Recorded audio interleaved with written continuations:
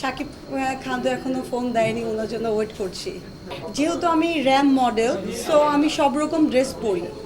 আর আর আমি কেন, আমার আপনি দেখবেন যারা ক্যাটওয়াক করে, মানে আমি কারো নাম বলতে চাচ্ছি না, ইন্ডাস্ট্রির অনেকে আছে তারা এরকম ড্রেস পরে, সেক্ষেত্রে আমি বললে সমস্যা কী?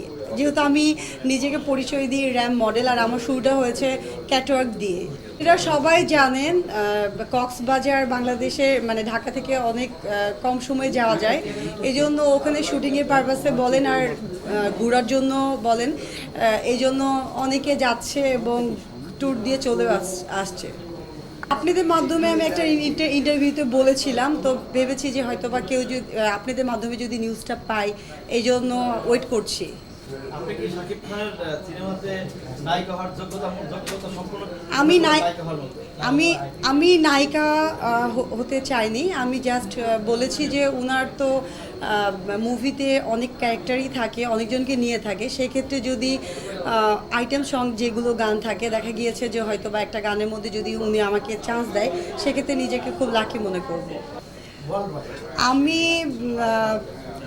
আমি হলো বুলবুল টুম্পা আপুকে অনেক পছন্দ করি, আমি বুলবুল টুম্পা আপুর স্টুডেন্ট, আমি ওনাকে অনেক ফলো করি। আমার কাজ নিয়ে ফিউচার প্ল্যান চলছে, সামনে আমি ইন্টারন্যাশনাল কোনো প্ল্যাটফর্মে আমি ক্যাচ আপ করবো, যেটা আপনারা সবাই দেখবেন, এরকম একটা চিন্তা ভাবনা আছে।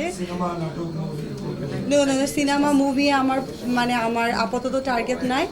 আপাতত আমি ফটোশ্যুট এবং ক্যাটওয়াক যেগুলো আমি করছি, রিসেন্ট 31-এও আমি বনানীতে শেরাটন একটা করলাম, এটা আমার খুব ভালো লাগে র্যাম শো করতে, এটাই আমি আপাতত এটা নিয়ে বিজি আছি। আমার জায়েদ খানের সঙ্গে কিছুদিন আগে একটু হয়েছে, যেখানে অঞ্জনা আপা মারা গিয়েছিলেন, উনি খুব মন খারাপ করছিল, কারণ উনি আসতে পারে নাই, দেখতে পারে নাই, এটা নিয়ে একটু, এটা হলো জাস্ট একটু পার্সোনাল কথা হয়েছে, এ আর কি। থ্যাংক ইউ ভাইয়া, থ্যাংক ইউ।